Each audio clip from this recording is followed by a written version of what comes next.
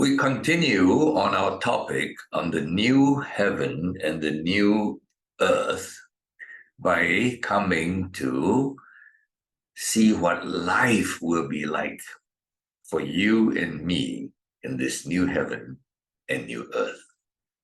We will have to rely on the Word of God, and we have to believe the Word of God. We don't try to allegorize everything in the Bible, but the Bible tells us clearly it's a tree, gives very clear measurements for the city, gives mentions about gates and walls. Then take it as that. Don't have to allegorize. A gate means this, a wall means that, a stadia is so just a figure of speech. 12,000 stadia, and you say it's a figure of speech. Right now, that I think is not honest interpretation of the Word of God. Let's just take the Bible as it is. If it's not an allegory, it's clearly a statement. Take it, right? Now, so we have already realized that the new heaven and new earth is a real place, a vastly improved new earth, but it's vastly improved. Heaven is vastly improved. And we, in our resurrected bodies, like the body of Jesus Christ when he resurrected, real body, but not in dishonor, but honor, not created in weakness, but in power, not created to die, but to live on and on. But it's a body with all what you and I know as a body, not something new, all right? So our job now is to just use the word as it is stated, and our Holy Spirit-guided imagination, right? Now, number one, you first have to think of what is the old Eden like. There are a few chapters on it. We can read it, and then you can picture the rivers, the trees, the birds, the animals, etc., right? The planets, and so on. Now, think of it not as what we see today. We know what we see today has been degraded by men, evil men who spoil everything they touch for thousands of years. Try to picture what this Eden is like. Stretch your imagination. Look at a river and how beautiful it is. Look at all the animals and how they live so beautifully together, not eating one another up. And men, how they could live together and not fight with one another. And bodies that could have strength and not fatigue and sickness, fighting illness all the time. Try to stretch your imagination as much as you can, all right?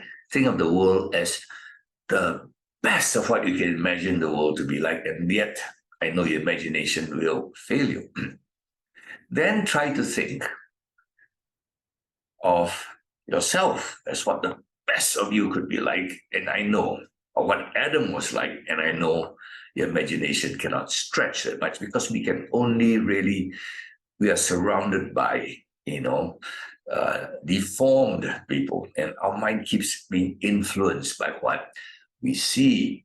Now, as I said, the people in the catacombs, they drew the beautiful world as they saw it, though they were living underground in Rome, right, hiding from the Roman persecutors. The Jews, throughout the Old Testament, expected not some funny place, a real Jerusalem, a real land, a real Eden that God had promised to them, and they expected it. It's all in the prophecies, okay? So it's real. A real you, real me, real earth we live in, real sky we're going to look at, right? So I think that's very important. But you know how Satan, he was kicked out of the Garden of Eden? He hates it. So he's going to tell us there's no such Eden. I never got kicked out because there's no such Eden. He's going to tell you heaven. There's no such thing. He was kicked out of heaven. Isaiah 14 verse 12 says, how you are fallen from heaven, O day star, son of dawn, how you're cut down to the ground, you who laid the nations low. Kicked out of heaven, he's going to tell you there's no such thing. There's nothing there. Eden, there's nothing there. And we swallowed it completely. The lie of Satan. Now, so as we try to see how we would live on this new world, stretch your dreams. I'm sure you dreamt what you would love to do, how you would love to spend time with your loved ones, sit down and fellowship with wonderful people, how you would have loved to travel the world and see the wonders of the world. Some of you more science fiction type, how you would like to travel the universe and see the universe. Your dreams, man. When I say all your dreams, stretch it, all right? Because this is a place where your dreams will come true, except the sinful dreams. What the taste buds would taste of God's provisions, what your ears would hear of God's music, what your eyes would see of God's creation, what your brain could learn of God's creation, what your memories could be of stories you've heard from men of the past. They will come and share with you, and even for eternity, as men explore this planet and that universe and that galaxy, they come back and share with you all the stories. We love to hear stories of explorers. We will, all right? We will. And all these things will never end because of the endless wonders of God that we will be learning all the time. You mean there are planets like that? You mean there are creatures like that? You mean God's atoms like that? We'll be learning, we'll be laughing, we'll be joyous, we'll be happy. Just imagine everything you wanted. That is your life to come, right? So that I've spoken of in rather wide terms. I'm trying to think of about 15 probably questions you would ask me, all right? Probably you would ask, what is the main thing that you would do or you want to do, PC? What do you think is the main thing? Well, it looks like God has told us one of the best things we could do there is to rule. That's one of our rewards, to rule over maybe a galaxy, maybe 15 million planets and whatever is there, all right? And creatures that are there and things that are there. I don't know. It's a world we haven't explored. Don't limit God, right? Now, I'm not saying that humans are not saying, because we are made in the image of God, but God had made any kind of creature. We have keep discovering all kinds of things that God is making under the sea and so on. Up to today, people dive. Oh my goodness, there's a fish like this. Oh my goodness, there's a plant like this. What about in other planets, all right? So let's look at the first thing. Most likely, the best thing we could do is to rule. Let's look at Matthew chapter 6, verse 19 and 20. Do not lay up for yourselves treasures on earth where moth and rust destroy, where thieves break in and steal, but lay up for yourself treasures in heaven where neither moth nor rust destroys, where thieves do not break in and steal. So you're laying some treasures up. Now, whatever you do for the Lord is laying up treasures now. And Luke 14:14 says, and you will be blessed because they cannot repay you, for you will be repaid at the resurrection of the just. Maybe you helped somebody, maybe you did something for God. You will not be repaid now, but at the resurrection, you will be repaid. With what? With what? A better body, better eyes, better ears. Right now we hope I'm paid with more salary. What do you think you'll be paid with, all right? let's look. I think it's the rule of God's amazing universe. Matthew 25:23.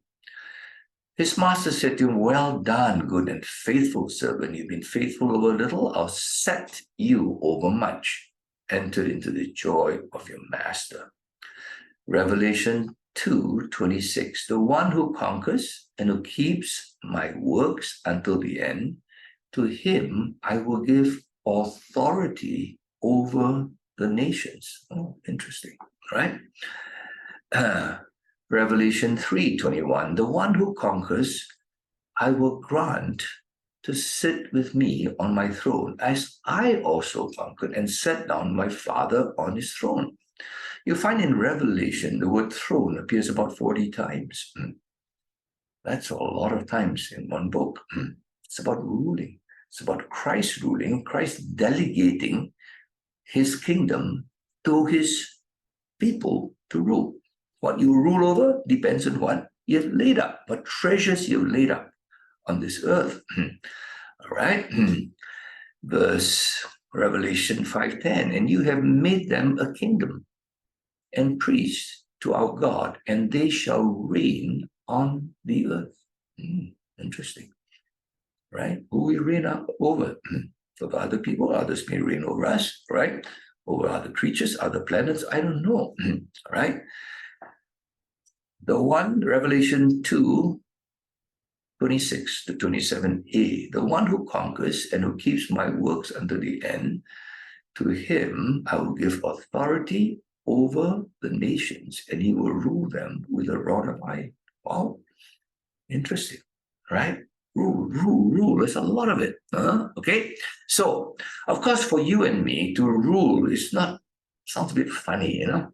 Rulers are arrogant, they're corrupt, they're proud, they get kicked out after a while, they get a coup d'etat, they lose their job, they get stressed, you know. Do you really want to rule on this earth? No, spare me. Unless I have to, I do it for the glory of God. I don't want to rule because it's an ego game here. There's a huge temptation to corruption and to evil and so on. But please forget about that. There's none of that in the new heaven and the new earth. So I think the number one reward is to rule over. You must remember God's creation is too vast for you to see. They say the number of galaxies is like the sand of the sea. Each galaxy has tons of planets around it. And scientists say the universe is ever expanding. Right now, all right? So it's an endlessly expanding universe. Later we'll see that in some verses in the Bible too, just to confirm what science tells us with telescopes today, all right? So number one, your number one reward is you do something for God. Your reward is you will rule over amazing things, right? Sometimes people wish you could be a manager of this or a leader of this, and you know, yet all the pluses and minuses, you might be scared to take it. But then here is totally different, right? Ruling under delegation of the king in complete authority, all right? Now, what would your bodies be like? All right. I'm not sure. The Bible doesn't tell us. But Jesus, when he resurrected, he looked like an adult in his 30s. I think Adam, when he was created a full adult man at his prime, which generally would say about 30. So we'll probably be in our 30s, our prime. And that's where we will stay. We always want to stay fit to be at our peak, but we don't. We grow up and then we grow old. But here, we grow at the peak. We start at the peak, we stay at the peak. Oh, that is amazing. Of course, there's one verse that, of course, you ask yourself, you know, your body, will you be clothed? I think so. Jesus, when he resurrected, he was clothed. And the Bible is always talking about robes. And when you're king and the priest sitting up in heaven, I think you'll be clothed, right? I believe you would be, not like Adam and Eve. But besides, the fact that you'll be clothed. Of course, we also read in Revelation chapter 6, remember, they were given white robes, okay, to cover them. Okay. Each was given a white robe in Revelation chapter 6:11. We gave that verse the last time. Now, some people will say there are little, what do you call it, children in heaven. I'm not sure. All right. Isaiah 11:6 says, the wolf shall dwell with the lamb, the leopard shall lie down with the young goat, the calf and the lion, the fatted calf together, and a little child shall lead them. It tells us a little child will lead these animals. In other words, there's no animosity between so-called animals and man. Even a child could be them. Is it literally a little child, or is it figuratively? Is it a little, and a child shall lead them? Meaning, is it even a child is strong enough to lead them, right? Or was there really little children? I don't know. Maybe those little ones who died, and this is not clear in theology, little ones who died as babies, maybe they come back as little kids, and then maybe heaven would have some little children for us to enjoy. But I don't know. This part is not clear, right? But my feeling is our bodies would be at peak, and peak is about 30, we'll be clothed, and we'll have our gender. Jesus was not neutral. You're still a man. I'll be a man. The men here would be men, and ladies would be ladies. You will still be you, all right? You will resurrect, not somebody else. Your body and you will resurrect. You is everything you are, all right? So next word is where we stay. All right. Actually, in John 14, it tells us, in my Father's house are many rooms. If it were not so, would I have told you that I go to prepare a place for you? Now, in the King James Bible, it says many mansions. The mansion tends to feel big and nice. That's good, but it tends to be isolated. It almost looks like we are in separated from one another. A person who mentioned that tends to be by himself. I don't know. The word actually is better translated. My Father's house, singular, big place, many rooms. So probably custom made for each of us, that perfect dwelling place, and yet we'll be with society, all right, with our friends, etc. Right. So this is the place we'll probably stay. Real houses with real bodies. Okay, we like cozy. We always dream of a nice place. A body needs a place to feel comfortable. That's the thing about body as opposed to a spirit. All right, we have familiar surroundings. That's why there's no place like home. We say we're always homesick. You go for a holiday, you want to go home, that familiar place. You will have your home, so to speak, the room. Okay. Now, will we eat? I think there are so many verses on eating. Eating is something that all of us seem to enjoy. It's part of the amazing physical body that we have. Our taste buds can taste so many types of flavors. Our smell can smell so many types of fragrances that make the flavors so beautiful. Our inside our mouth can taste so many textures that are so delightful. All right. Now, nobody enjoys food like we do. Animals would eat the same grass they eat every day. Pigs would eat the same, whatever you give them.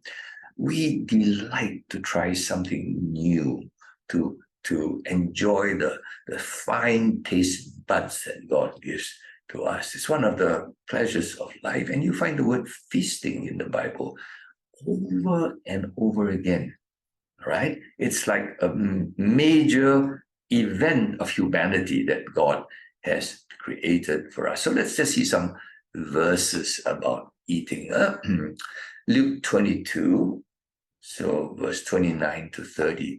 And I assign to you, as my Father assigned to me, a kingdom, that you may eat and drink at my table in my kingdom. That's very interesting, right? So you may eat and drink in my kingdom. All right.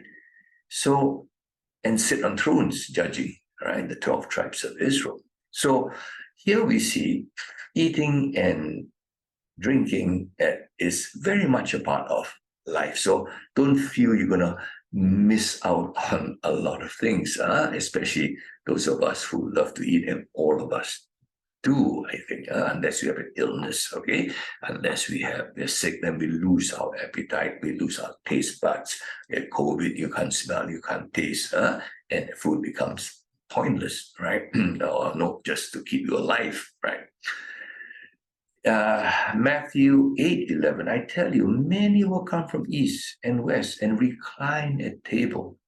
Recline at tables where they ate, relaxing, beautiful meal with Abraham, Isaac, and Jacob in the kingdom of heaven. Is that fascinating? What are we talking? You thought I would want to ask Abraham how life and what happened at that time, and how did he do all those things, but it doesn't see us but so much chatting with Abraham and discovering how his life was, and how his experiences of God were, and how his faith was so strong. Talks about us eating and drinking with them. It's a very major part. So a lot of people think you sit an angel up in heaven, my goodness, will ever eat again. So you know what they do in this world? They try everything. They spend all their money going to the fanciest restaurants, flying all over the place, trying different foods and different, so that before it is too late. No, it won't be too late, all right? And then John 2:12, Jesus said to them, come, have breakfast. Now, one of the disciples, this is after Jesus resurrected. John 21 is after he resurrected. Jesus said to them, come and have breakfast. Now, none of the disciples dared ask him, who are you? Because, the resurrected Jesus was unthinkable to them, unbelievable. He was dead and dead, super dead on the cross. He was mutilated. He was pierced with a spear in his side there. He had hung there and he died with whips, bleeding to death, so to speak. And he said to me, these are the true words of God. They knew it was the Lord. John 21, verse 12. Wow. Amazing. All right. The resurrected Christ, what did he do with them? Did he teach them many things? He did teach them. He did talk to them. But what is recorded is, come and have breakfast. All right. So eating is not kind of a sideshow in heaven. It's very major, right? Revelation 19:9. And the angel said to me, write this. Blessed are those who are invited to the marriage supper of the Lamb. And he said to me, these are the true words of God. Wow. What is this big blessing we'll have when we get up to be with the Lord in our new body, right? To be invited to the marriage supper of the Lamb. I love that. Okay. We always, every time we want to celebrate, we have a big feast with the ones we love. Nothing is more pleasurable, and you hear they have this wonderful marriage supper of the Lamb.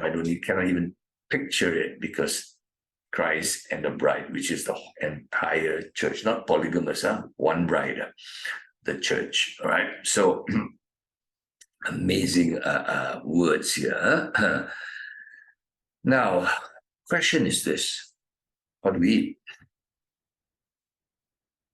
Do we eat animals that we kill? I'm not sure. I don't think so. From the words of God. Okay. Now, let's just see first the Bible, then we have to use our imagination a little bit.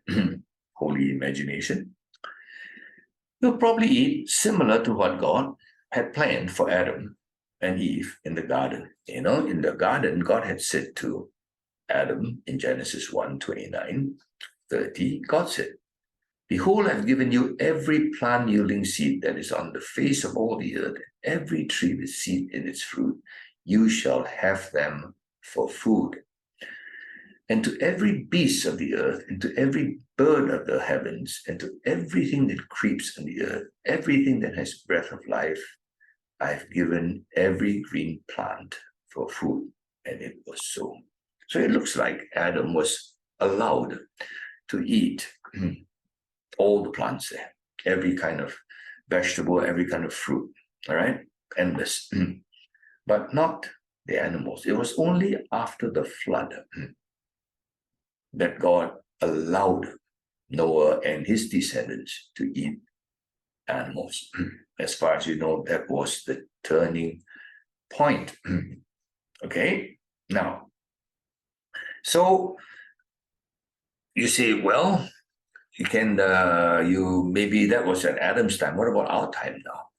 Let me look at Revelation 21:4. He will wipe away every tear from their eyes, and death shall be no more. Neither shall there be mourning, nor crying, nor pain anymore, for the former things have passed away. So there will be no death. Now, to eat meat, you have to kill an animal. In fact, actually, sometimes you watch, nature shows. You watch the animal world. It's a very cruel world. Big eat small, strong eat weak. Poor animal spending his whole life hunting. The weaker animal spend whole life running from being eaten up. The lion would just take a young deer, right in front of his mother's eyes and rip it apart. We call it the food chain, the big eat the small eat the smaller, and so on. It's just constant death since this world. But it was not so at the beginning, according to Genesis chapter 1, because God gave to all the animals plants to eat, not another animal. So it looks like God's world was not this cruel, eat strong, eat weak world. It was man eating plants. Now, you and I would say that, hey, boring, man. You're going to eat vegetarian food. I'm not a vegetarian. One, it's possible, right, that you're not vegetarian, you don't like to eat vegetarian food, but it's also possible that there's so many varieties of vegetables and fruits that will blow your mind. But something else has come up because we are used to eating meat. All right, I've eaten this, what they call artificial meat. I've eaten it. We call it, I think, Impossible Burger or something.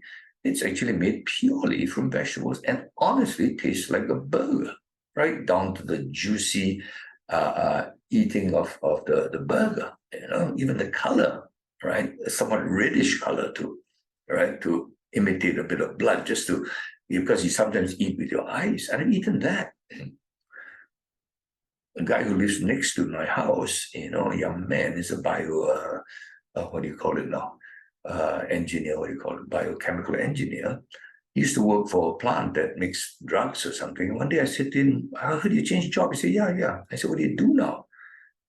I make lobster meat from stem cells. Huh? You mean it tastes like lobster meat, but no lobsters are killed? He said, no. We just use a stem cell lobster, we grow it. I said, is it good? He said, not yet. So maybe it's not yet. But stem cell technology, you can grow anything. You grow a human heart, you can grow anything without killing anybody. You don't need to kill a man to get his heart to, So technology has made your taste buds explore things you could never explore. All right? Technology has made new types of fruits you've never eaten, and of course, God has so many types that you could mix, match, hybrid, play with the genes and so on, and right down to the stem cells. All right. So the truth is, you're going to eat a lot. You're going to have a lot of feasting. You won't get overweight. You won't have to kill anybody for that. All right. You don't degrade the planet to fill your belly, so that all the world's full of carbon emissions, etc. Okay. So eating is very much a part of the new heaven and earth, but not death. And how that's going to blend, I don't know. But human creativity and God's enhance creativity for us. He's going to do amazing things. So imagine, you got to use holy imagination, not just the word, but imagination, all right, on possibilities. Okay, so eating, amazing thing. I know we'll enjoy plenty of meals together. Number, I think it's 5, I think, I can't remember, but worship. Are we going to worship all the time? Yes. Are we going to worship all the time? Yes. But worship not in its narrow sense. Today we worship, all right, by going to church for an hour or 2 a week. The rest of the week, for many of us, we live for ourselves. Then we remember we do things for God on Sunday, or maybe more than that, but it's when we have a church program. Worship is to do everything for the glory of God. Chief end of man is to glorify God, glorify Him. So in heaven, we will be worshiping all the time, as it says, in 1 Corinthians 10:31. So whether we eat or drink or whatever you do, do all to the glory of God. All right. So when we travel the universe to see the galaxies, we say, amazing God. When we taste something new, we say, amazing God, unbelievable. We won't say, wow, great chef. Wow, I've got all the money to buy expensive food. What a smart cookie I am, No, because everything we do is an act of worship to God. Friends we make, we say, thank God for friends. Lessons we learn, we say, thank God for lessons, all right? Every breath is a worship. You don't have to have praise songs. You have a life of praise, all right? So will you be worshiping? Yes, but not twanging a harp from morning to night, all right? You'll be bored. I think God will be bored too with your twanging, all right? But every expression of our amazement with this God, falling in love with this God, is an act of worship. Okay. Now, what else would we have? Now, what about entertainment? All right. You like to eat, we like entertainment, like movies, man. Many of you like movies. You like dramas, you like things, all kinds of stuff. Would you be movies? Why not? Movies that glorify God. You see, nowadays, you picture that every movie has to have sex, or violence, or revenge, or some crazy plot to overthrow somebody or take advantage of somebody. I'm sure there can be movies about another planet you didn't get a chance to go, your friend went. Of a deep sea dive, you didn't have a chance to do that, he did it. All right? Of some mountain he climbed, you haven't had time yet. You can watch a movie of it. Why not? Story of it. Will there be entertainment stories? Why not? All right. So I think there'll be all of these kind of things, What about sports? Today when we play sports, it's for ego, human pride. We play with a lot of crookedness, pretending to get a penalty kick, by cheating and taking drugs, to drug enhancing the body so you can win a contest. So as long as the doctor doesn't find out you're taking drugs, Sports is full of all this stuff. Sports can glorify God. Why not? As we play together, enjoy a great game of tennis together and have fellowship and say, thank you, God, for the amazing, body you give us, the amazing things to do. Maybe we'll invent 1,000,000 new games that are even 1,000 times more interesting. And we will thank God for that in everything we do. Okay, so don't think that you can only glorify God by singing as you do now in church. We say, okay, let's worship, and worship means singing. Really? Is that all you do to worship God? I don't hear Jesus singing a lot, but he worshiped God by what he did. All right? Now, What about travel? We all love to travel.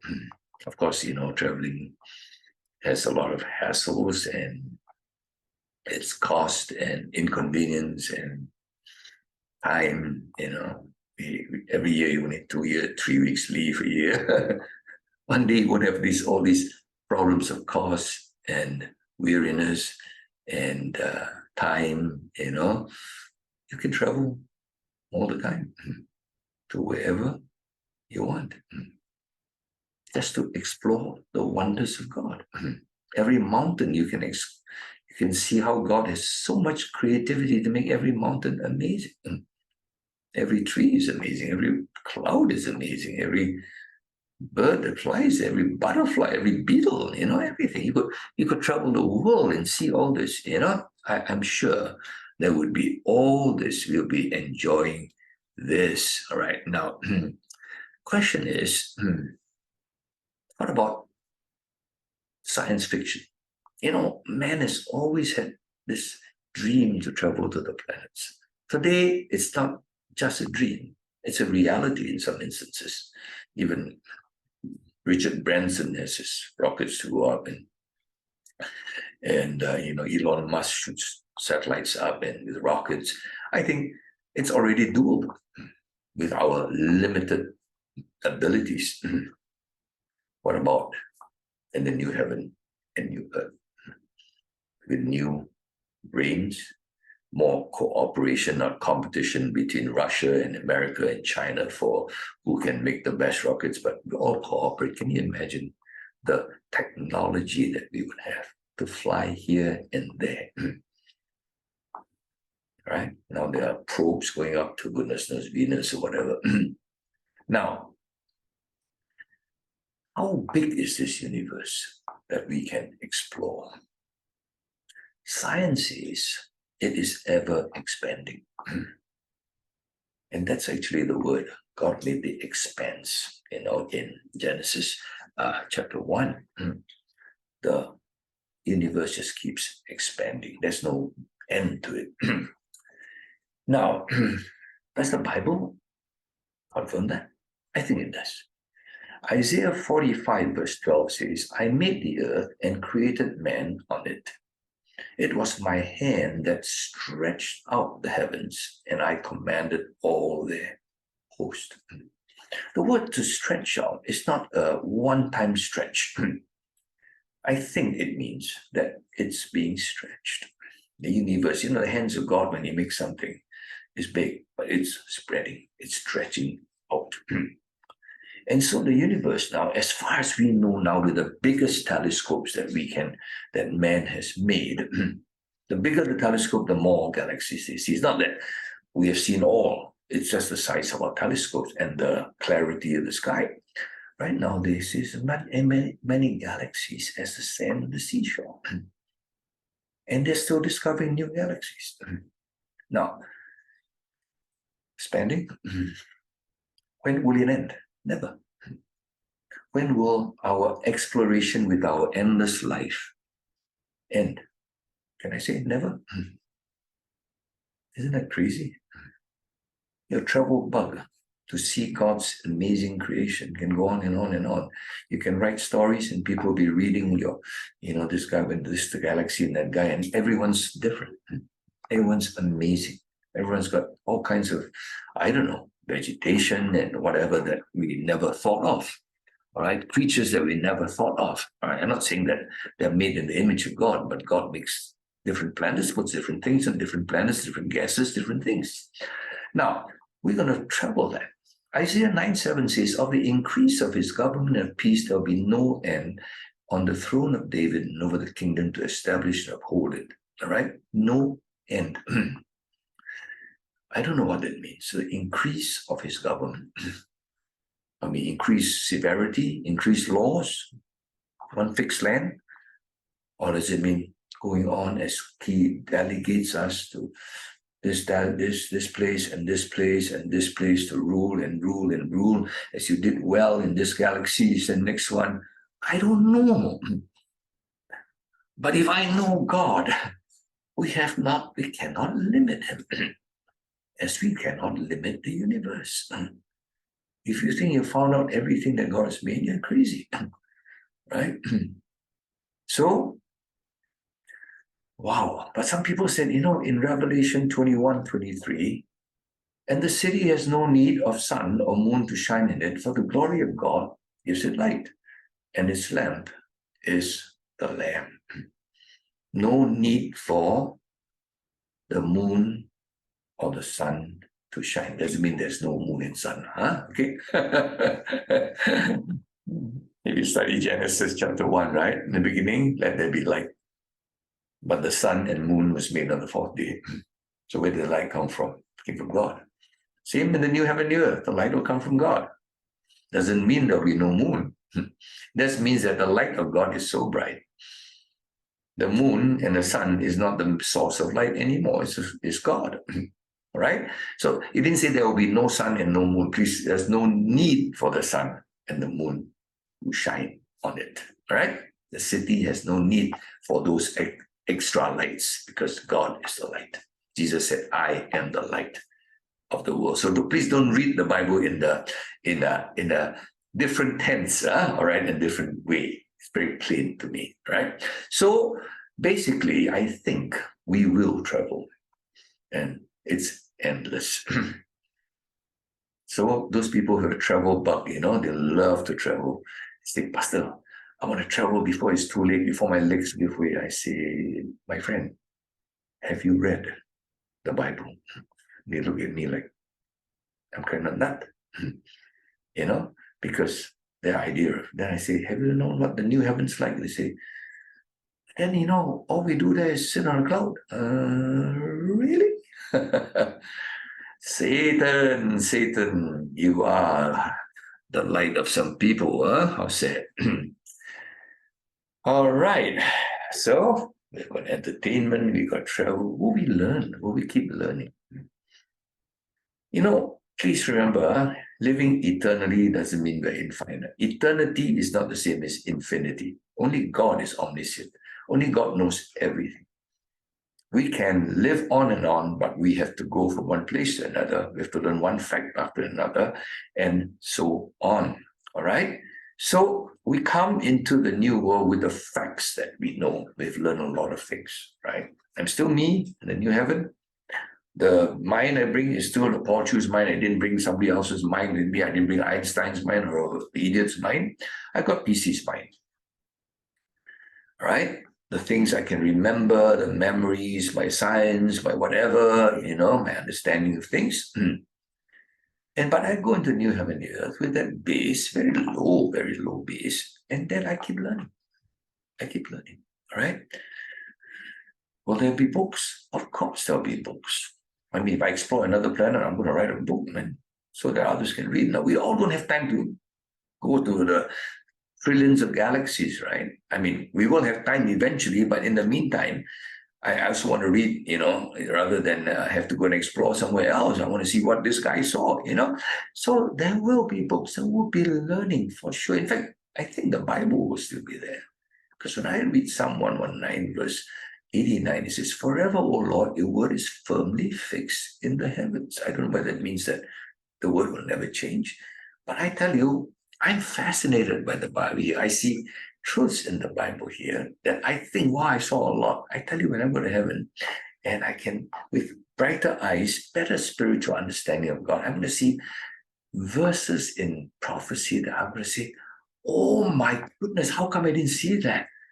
In fact, right now, when I'm thinking of new heaven, new earth, and I look at prophecy, like Isaiah, Ezekiel, I see a lot of things I never saw, all right?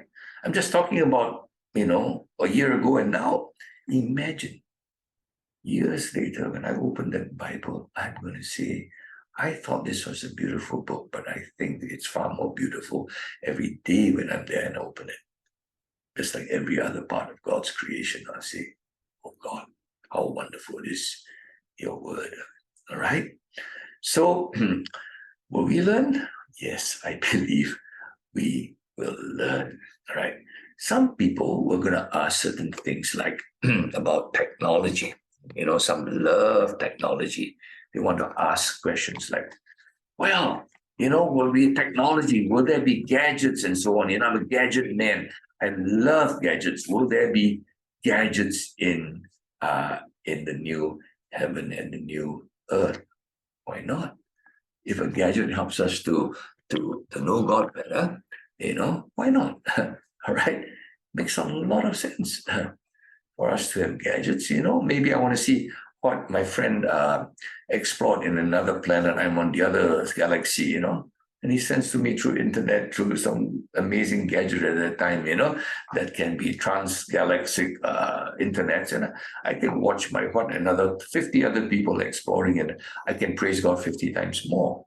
Will there be technology? I believe so. All right. Because technology enhances the wonders of God. It helps us to see more than what we can see with our two eyes, right? We can see through others' eyes.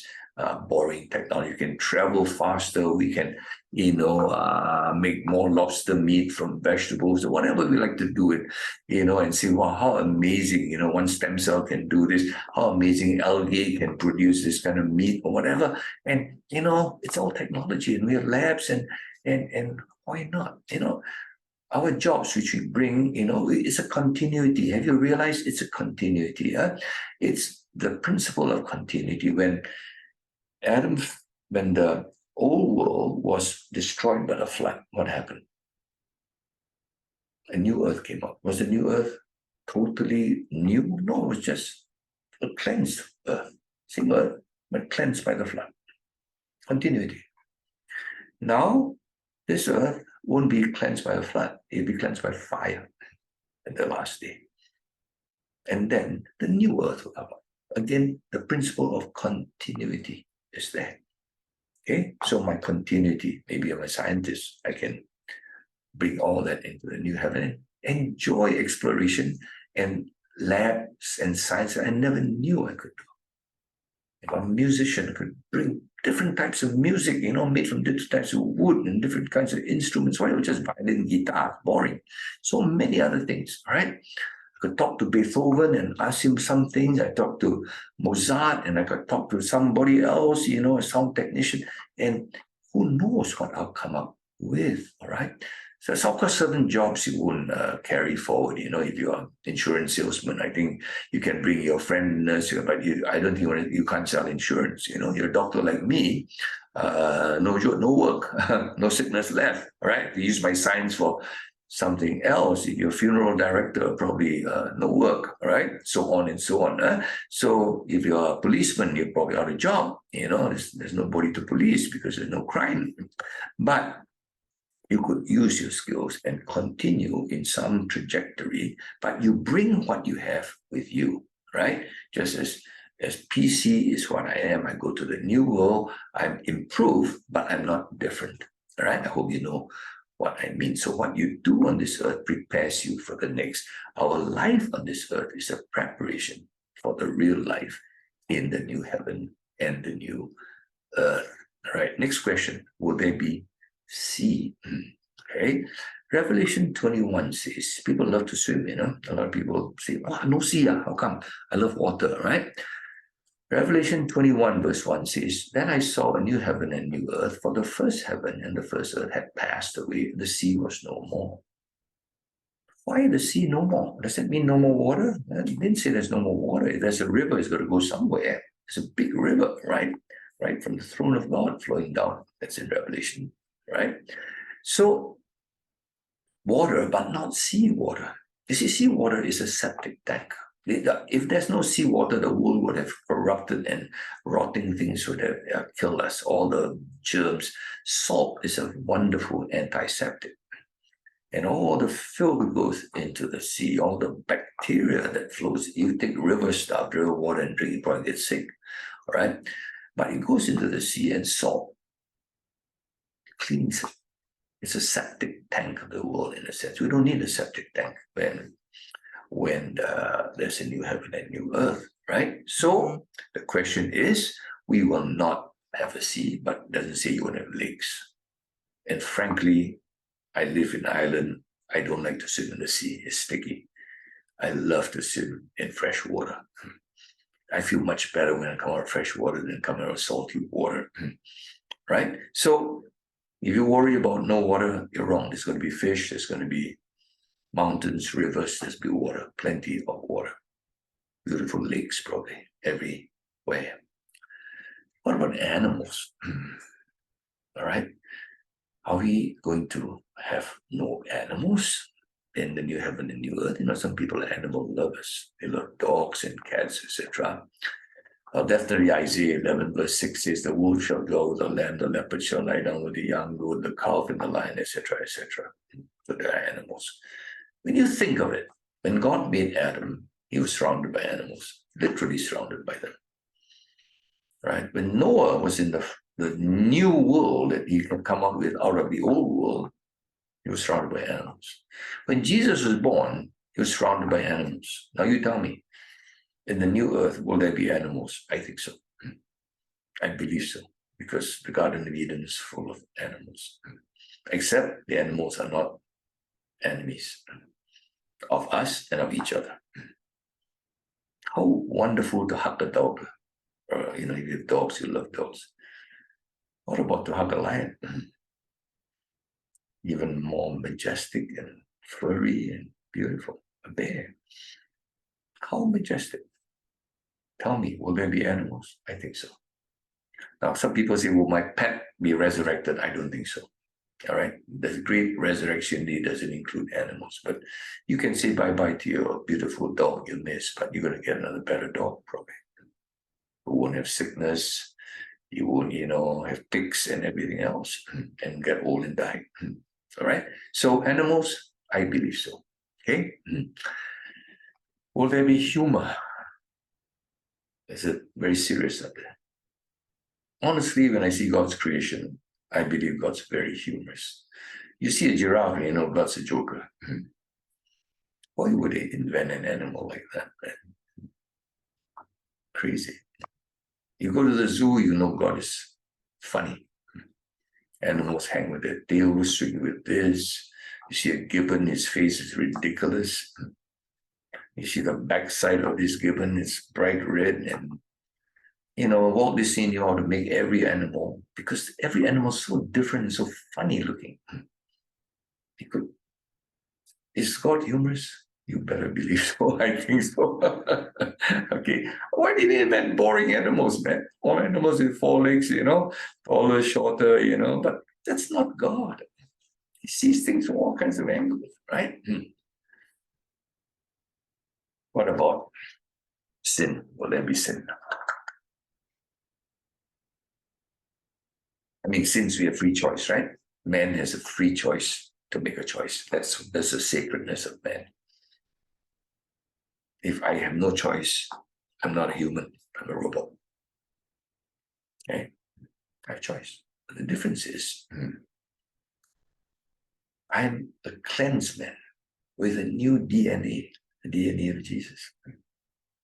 Right? Only those who receive Christ, born again, with a new nature will be there.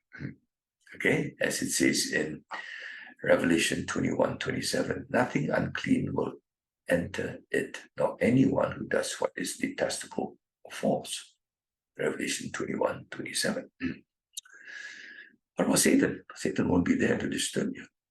What about that temptation to sin? We'll have no illusions. Right now, there are a lot of people have illusions that sin is fun. When we get to heaven, sin is not fun, man. Sin got all our best friends into the worst place possible. It's not fun. There's nothing fun about sin. It's terrible. We have no illusions how horrible it is. We have no Satan to tempt us, right? Now, of course, some people will say, will there be regrets that your loved one is in hell? I think you will know your loved one is in hell, but you would realize how merciful God is to you.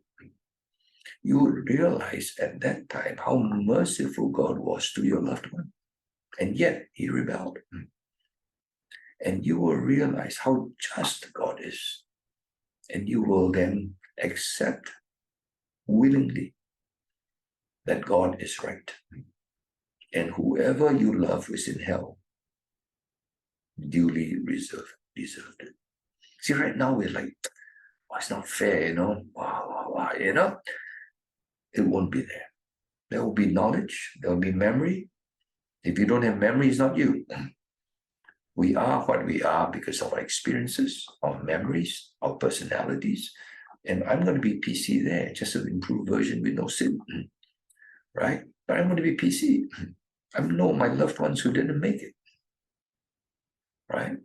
So, regret, not regret, knowledge, okay? What about being annoyed? Will everybody agree with one another? That's very boring, right? I think we will disagree because not all of us is full knowledge. Someone says this, I say, no, isn't that? Because I don't have full knowledge, neither does he. We may both be wrong. We will disagree because we both don't know the answer. And we think we know. But we'll disagree agreeably, without anger, revenge, etc. Right? You see, disagreement is nothing wrong with disagreement. It's just that two humans don't see everything perfectly. And we're not going to be omniscient there. But when we disagree, we can do so happily. Right? Realizing I'm not omniscient. Now we think that we're smarter than somebody else. We esteem ourselves better than other people. Right? We have a very inflated view of ourselves. There, I don't think so. What about language? What language will we speak? Very interesting, huh? It says here in Revelation 7 verse 9, after this I looked, and behold, a great multitude that no one could number, from every nation, from all tribes and peoples and languages, standing before the throne, before the Lamb, clothed in white robes, with palm branches in their hands. Will we speak our own languages? I think so. Because everybody has his own language. I'm still me and you're still you. That's nice. I like my language. You like yours. I feel comfortable with it. But we'll probably also have a universal language, as they did in the Tower of Babel. The Tower of Babel, there was a universal language that united people. All right? So I think we'll have a universal language, and yet we'll have our languages, tribes, etc. We'll have our uniqueness. Just as I'm uniquely Paul, I'll be uniquely Singaporean Paul. And you'll be uniquely Indonesian, Filipino, whatever. And we could live comfortably and not compete and go to war with one another. Isn't it beautiful? Isn't variety, diversity, and unity beautiful? Or is uniformity beautiful? Isn't it boring if everybody was the same? All right? And God made no two thumbprints the same, no two snowflakes the same. So I'm not surprised. What about, will you ever be bored? I think that's the stupidest question after all this. Right? You say, after we find out one about one another, we talk to each other, after 50,000 years, I know you, you know me, we all know each other. We've seen every part of the world. That's impossible. You can't see every corner of God's universe. And if I heard your story of yesterday, I haven't heard your story of tomorrow, because tomorrow you'll discover something else. And so we'll keep learning and learning and growing, right? And being fascinated and being more amazed at God's creation of the world and of his images, you and me. Wow. What? Impossible. All right? Is God boring? Can you ever see the world and say, a boring God made this world? You are joking. All right, so lastly, we end again with the same verse we did at the previous lecture.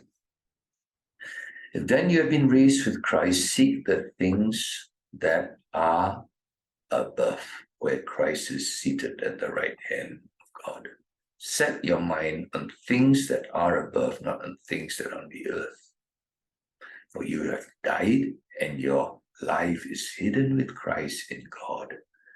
When Christ, who is your life, appears, then you also will appear with him in glory. I hope this 2 short lectures will help you set your mind on things above. Lay your treasures in heaven, and you will never regret that. You don't need to have a bucket list to finish things on this earth. You need to prepare on this earth for the next life. May these lectures help us to live the life Christ wants us to live. That is a life set on the things that are above. Right? All the time. Am I preparing well for the next life? Am I laying treasures for the next life? And you are. I'm very sure your Christianity, your Christian life for God will be absolutely transformed. God bless you.